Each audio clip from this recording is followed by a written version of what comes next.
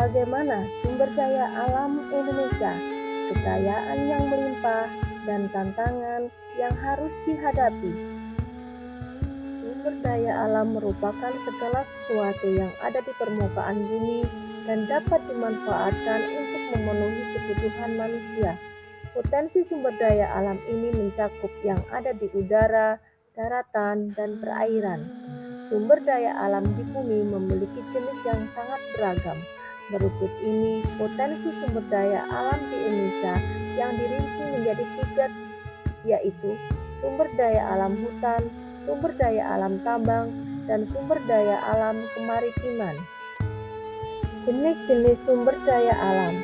1. Sumber daya alam yang dapat diperbarui meliputi air, tanah, hutan, hewan.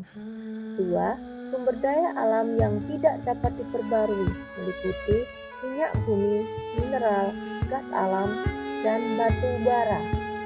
Potensi sumber daya alam hutan mengutip dari buku Perencanaan Pembangunan dan Pelestarian Ekosistem Hutan karya Ryastuti tahun 2022, luas potensi hutan di Indonesia yang mencapai lebih dari sepertiga luas daratan Indonesia.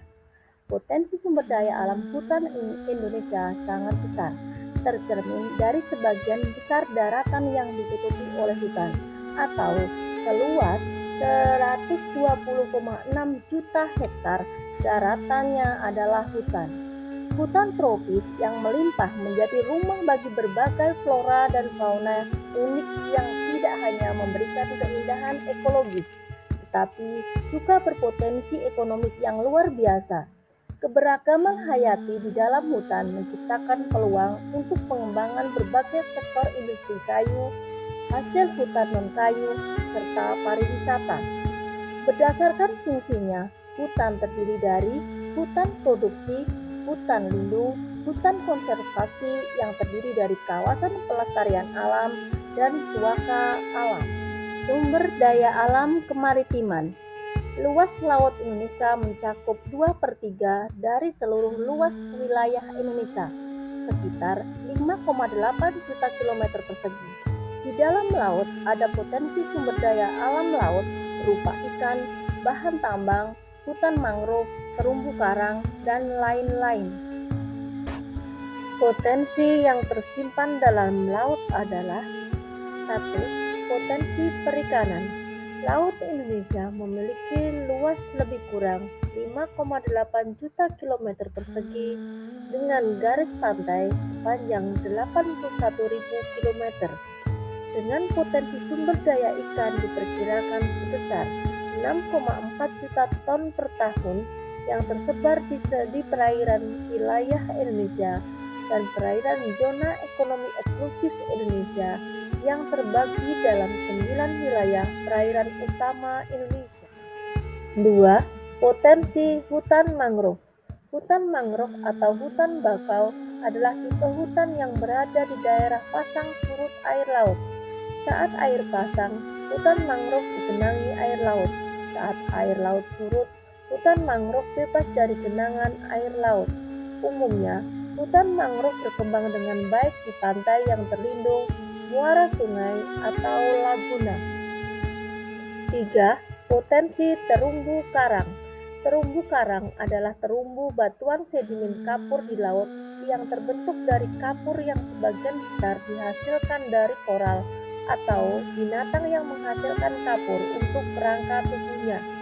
Jika ribuan koral membentuk koloni, koral-koral tersebut akan membentuk batu karang. Potensi lain yang bisa dimanfaatkan dari laut adalah energi kelautan seperti energi gelombang, pasang surut, dan panas laut.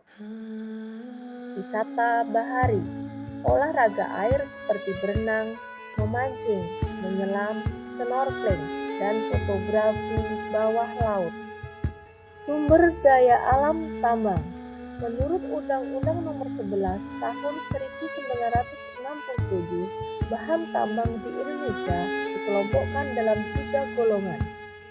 Golongan A yang terdiri dari minyak bumi, uranium, dan plutonium.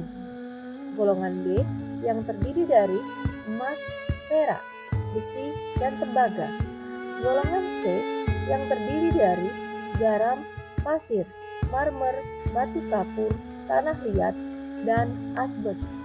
Kegiatan pertambangan dapat dilakukan setelah melalui berbagai tahapan. Apa sajakah itu? 1. Tahap prospeksi. Prospeksi merupakan kegiatan penyelidikan dan pencarian untuk menemukan endapan bahan galian atau mineral berharga. Tahap prospeksi ini memiliki dua metode, yakni metode langsung dan metode tidak langsung. 2. Tahap eksplorasi. Eksplorasi merupakan kegiatan yang dilakukan setelah prospeksi atau setelah endapan bahan galian ditemukan. Ini bertujuan untuk mengetahui ukuran, bentuk, letak kedudukan, hingga kualitas endapan bahan galian atau mineral yang telah ditemukan. 3. Tahap eksploitasi.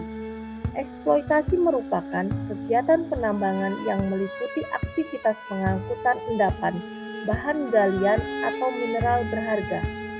Bahan galian itu akan dibawa ke tempat penimbunan dan pengolahan atau pencucian, bahkan terkadang sampai dengan pemasaran. 4. Tahap pengolahan. Aktivitas untuk menemukan atau meninggikan kadar bahan galian dengan jalan memisahkan mineral berharga dan yang tidak berharga. Pemanfaatan sumber daya alam secara terus-menerus dapat membuat daya dukung lingkungan terhadap kehidupan menurun.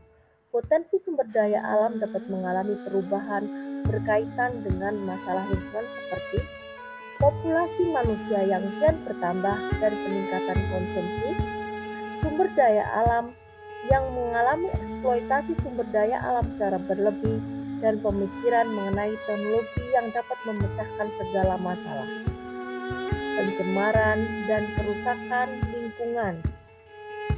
Sekian dan terima kasih.